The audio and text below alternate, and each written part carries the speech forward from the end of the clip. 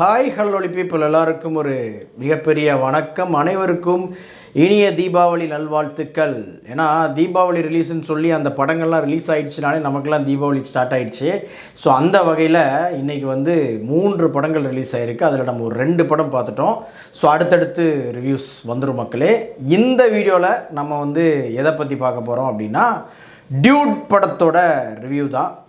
Love today dragon அப்படின்னு சொல்லிட்டு ஒரு மாதிரி மாஸ் ஹிட் கொடுத்துட்டு 3ஆவதாக நம்ம பிரதீப் ரங்கநாதன் ஹீரோவாக நடிச்சிருக்கிற படம் தான் டியூட்.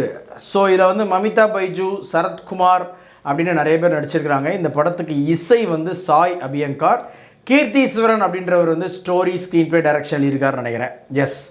நினைக்கிறேன் இல்லை, அவர் தான் பண்ணியிருக்கிறாரு. ஸோ இந்த படத்தை பொறுத்த வரைக்கும் பாசிட்டிவ்ஸ் எஸ், பிரதீப் ரங்கநாதன், மமிதா பைஜு, அதுக்கப்புறமா நம்ம சரத்குமார் சார் அப்படின்னு சொல்லலாம். இதில் ஒரு சர்ப்ரைஸ் பேக்கேஜ் யார் அப்படின்னு பார்த்தீங்கன்னா நம்ம நாட்டாம தான்.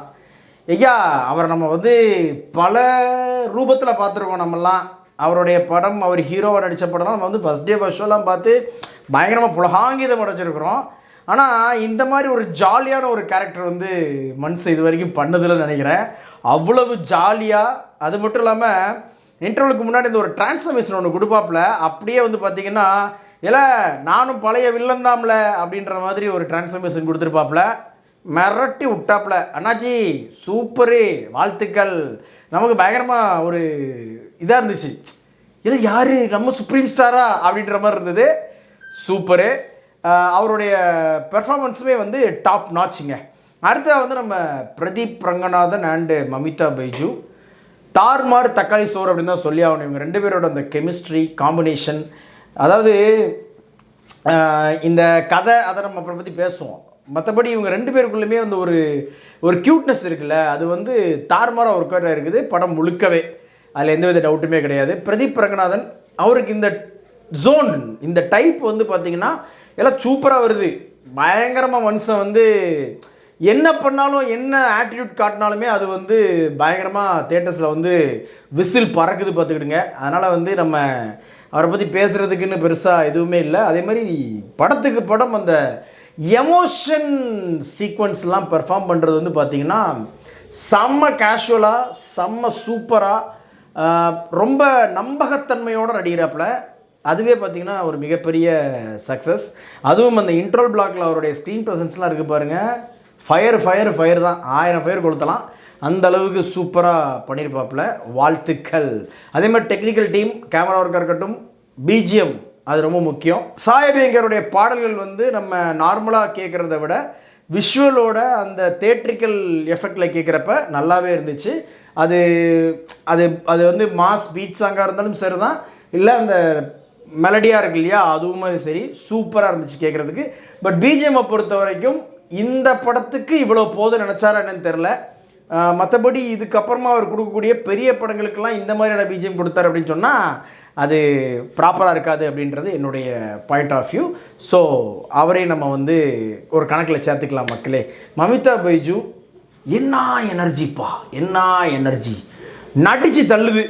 எமோஷன் சீக்வன்ஸ்லாம் பார்த்தீங்கன்னா அப்படியே கேஷுவலாக அப்படின்றது மாதிரி. அதாவது நான் பிரேமலு மாதிரி ஒன் டைம் ஒன்றரை கிடையாதுடா, எந்த மாதிரியான ரோல் கொடுத்தாலும் நான் பர்ஃபெக்டாக பண்ணுவேன்டா அப்படின்ற மாதிரியான ஒரு ரோலு. அதையும் அழகாக சூப்பராக டக்கரை பண்ணுறாங்க. வாழ்த்துக்கள். ரைட்டுங்க. இப்போ படத்தில் முக்கியமான விஷயத்துக்கு வருவோம்.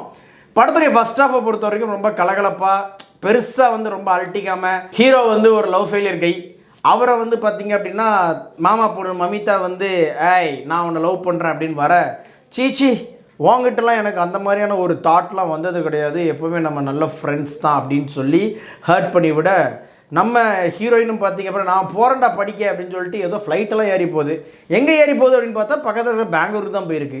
சரி ஓகே, ஒரு 6 மாதம் கழிச்சு திருதுப்புன்னு பார்த்திங்கன்னா ஒரு ஆக்சிடென்ட் நடக்குது நம்ம ஹீரோக்கு அந்த டைமில் பார்த்திங்க அப்படின்னா. ஆனால் சாகிற அளவுக்குலாம் போகல, பட் சாகிற நிலைமை மைண்டில் ஃபிக்ஸ் ஆகி அவருக்கு அந்த விஷுவலில் பார்த்திங்க அப்படின்னா தன்னுடைய மாமா பொண்ணு வர, இதுதான்டா உண்மையான காதல் அப்படின்னு சொல்லிட்டு நான் அவளை லவ் பண்ணுறேன் அப்படின்னு சொல்லி தன்னுடைய மாமா கிட்ட சொல்லி கல்யாணத்துக்கு ஏற்பாடு பண்ணுறாப்புல.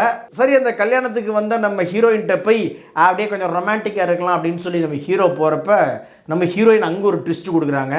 என்ன அப்படின்னு சொன்னால், நான் சூசைட் பண்ணிக்க போகிறேன் அப்படின்னு சொல்லிட்டு. எதுக்கு ரீ அப்படின்னு கேட்டால், நான் ஒரு கன்ஃபியூஷனில் இருக்கேன்டா அப்படின்னு சொல்லுது. அந்த கன்ஃபியூஷன் என்ன, அதுக்குண்டான விடை என்ன அப்படின்றது தான் படத்துடைய செகண்ட் ஹாஃபு. உண்மையிலேயே ஃபர்ஸ்ட் ஹாஃபை பொறுத்த வரைக்கும் சூப்பராக எழுதியிருக்காப்புல. ஃபன் அப்படின்ற ஒரு விஷயத்தை மட்டுமே மனசில் வச்சு பிரதீப் ரங்கநாதனுக்கு எந்த மாதிரியான சீக்வன்ஸ்லாம் வச்சா நல்லாயிருக்கும் அப்படின்றத பார்த்து எழுதியிருக்கிறாப்புல. அதுக்காகவே கீர்த்தி அவர்களுக்கு ஒரு மிகப்பெரிய சபாஷ். ஆனால் எங்கே பிரச்சனை அப்படின்னு சொன்னால் செகண்ட் ஹாஃபில் தான். இதனால் வந்து நம்மளை வந்து எல்லாருமே வந்து நீ வந்து அதுக்கு அப்படிப்பட்டவன் இப்படிப்பட்டவன் அப்படின்னு எப்படி வேணால் பேசிக்கோங்க, நீ ரொம்ப பிற்போக்கானவன் அப்படின்லாம் கூட பேசிக்கோங்க. என்னதான் இருந்தாலும் நாம் லவ் பண்ணுற பொண்ணை இன்னொருத்தன் அப்படின்னா நமக்கு வந்து அதுவும் அஃபிஷியலாக கல்யாணம் பண்ணதுக்கப்புறமா அவன் மேட்ரு பண்ணி அவனுக்கு கன்சீவ் ஆகிறான் அப்படின்றதெல்லாம் வந்து ஏற்றுக்கவே முடியலங்க. என்னால் ஏற்றுக்கவே முடியல. அதை ஜீரணிக்கவே ரொம்ப கஷ்டப்பட்டேன்னு வச்சுக்கிடுங்களேன். என்னது இது, என்ன சொல்ல வாராப்புல அப்படின்ற மாதிரி இருந்துச்சு. இதுக்கு முன்னாடி நம்ம வந்து லவ் பண்ண பொண்ணை இன்னொருத்தருக்கு வந்து கல்யாணம் பண்ணி வச்சதெல்லாம் நம்ம பார்த்துருக்குறோம். பட் இது வந்து லவ் பண்ணுற பொண்ணு ஆனால் அந்த பொண்ணுக்கிட்ட வந்து லவ் இல்லைன்னு சொல்லிக்கிட்டு அந்த பொண்ணையே கல்யாணம் பண்ணி எதுக்காக அப்படின்னு சொன்னால் நம்ம வில்லன் அதான் ஹீரோயினோட அப்பா வந்து ஹானர் கில்லிங் அதில் வந்து கை தேர்ந்தவர் அப்படின்னு சொல்லி அதுக்கு பயந்து இவர் வந்து கல்யாணம் பண்ணுறார் அப்படின்ற மாதிரி ஒரு விஷயத்த சொல்லி நம்மளை வந்து ஒரு மாதிரி ஒரு இடியாப்ப சிக்கலுக்குள்ளே கொண்டு போயிட்டார் இயக்குனர். செகண்ட் ஹாஃபை பொறுத்த வரைக்கும் பல இடங்களில் அது எப்பட்றா நடக்கும், இது எப்பட்றா சாத்தியம், ஆனால் சினிமாவில் எல்லாம் சாத்தியம்தான். பட் இருந்தாலும் கொஞ்சமாவது நம்பகத்தன்மையோடு இருக்கணும் இல்லையா? அவ்வளோ பெரிய மனசுக்காரங்களா நம்ம ஊர் ஆம்பளைங்கள்லாம் அப்படின்ற மாதிரி நமக்கே வந்து பிரதீப் ரங்கநாதன் கேரக்டர் பார்க்குறப்ப டே நீ அவ்வளோ பெரிய கேனக்கூனாவாடா அப்படின்னு சொல்லிட்டு கேட்கணும் போல் இருந்தது. ஸோ ஓரளவுக்கு நான் அந்த கதை என்ன அப்படின்றத வந்து சொல்லிட்டு நினைக்கிறேன். இது ஸ்பாயிலராகவே இருந்தாலும் எனக்கு கவலை கிடையாதுங்க. ஆமாம், அதுக்கப்புறமா இந்த படத்தில் வந்து டிராவிட் பரிதாபங்கள் டிராவிட் அவருமே வந்து சூப்பராக பெர்ஃபார்ம் பண்ணியிருப்பாப்புல. அதுவும் குறிப்பாக ஒரு சீக்வன்ஸில் வந்து மமிதா கிட்ட பேசுகிற அந்த ஒரு சீக்வன்ஸ் வரும். அப்படி போதுண்டா, இது ஒன்று போதுண்டா, நான் ஸ்கோர் பண்ணிட்டு போயிடுவேன் அப்படின்னு சொல்லி பண்ணியிருக்காப்புல. ஏன் வாழ்த்துக்கள். ஓவராலாக பார்க்குறப்ப ஒரு மாடர்ன் டே ஷாஜகான் அப்படின்ற மாதிரி தான். ஆனால் அதில் கொஞ்சம் வேறு சில பல தில்லாலங்கடியெல்லாம் நம்ம இயக்குனர் வந்து உள்ளே கொண்டு வந்து ஒரு சூப்பரான ஃபர்ஸ்ட் ஆஃப், ரொம்ப அன்அக்செப்டபிள் செகண்ட் ஆஃப் அப்படின்ற மாதிரி இந்த படத்தை வந்து முடிச்சு வச்சிருக்கிறாங்க. இந்த படத்துக்கு நம்ம ரேட்டிங் அன்றைக்கி பார்த்தீங்கன்னா 5க்கு 3 கொடுப்பேன். வீடியோ பிடிச்சிருந்துச்சுன்னா லைக் பண்ணுங்கள், ஷேர் பண்ணுங்கள். சேனல்ஸோட வீடியோஸை ஒன்று பார்க்கணும் அப்படின்னா உடனே நம்ம சேனலை சப்ஸ்கிரைப் பண்ணுங்கள்.